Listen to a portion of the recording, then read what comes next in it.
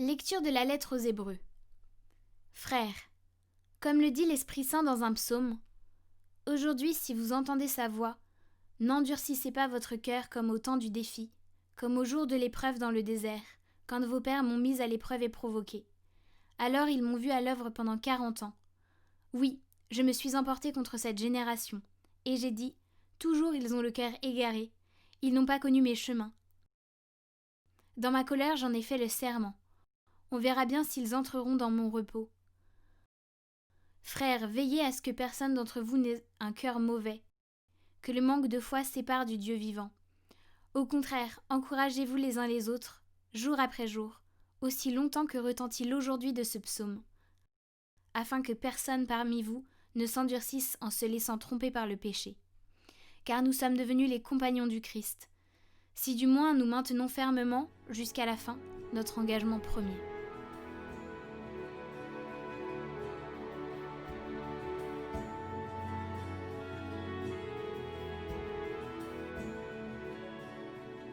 Aujourd'hui, ne fermez pas votre cœur, mais écoutez la voix du Seigneur.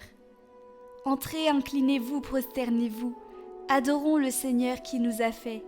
Oui, il est notre Dieu, nous sommes le peuple qu'il conduit, le troupeau guidé par sa main.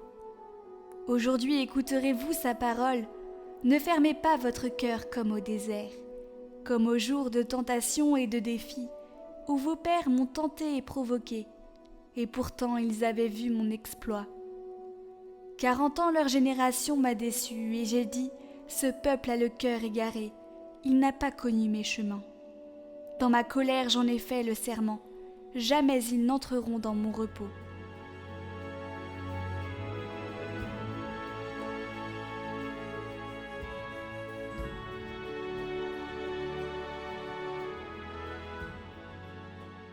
Évangile de Jésus-Christ selon saint Marc. En ce temps-là, un lépreux vint auprès de Jésus.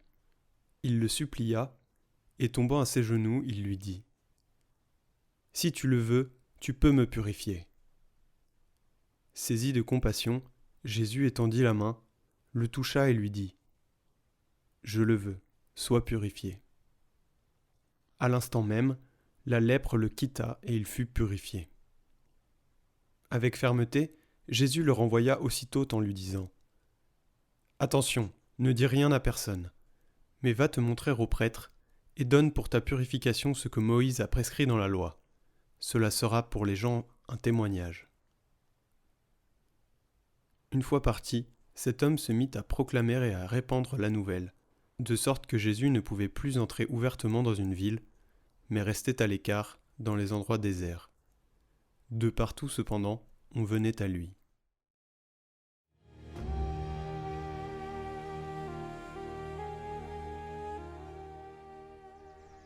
On ne peut pas faire une communauté sans proximité. On ne peut pas faire la paix sans proximité. On ne peut pas faire le bien sans proximité. Jésus aurait pu lui dire « Sois guéri ». Non. Il s'est approché et l'a touché. Plus, au moment où Jésus a touché l'impur, il est devenu impur. Et voici le mystère de Jésus. Il prend sur lui nos saletés, nos choses impures. Paul le dit bien. Étant égal à Dieu, il n'a pas considéré cette divinité comme un bien indispensable. Il s'est anéanti lui-même. Et puis, Paul va plus loin. Il s'est fait pécher. Jésus s'est fait pécher.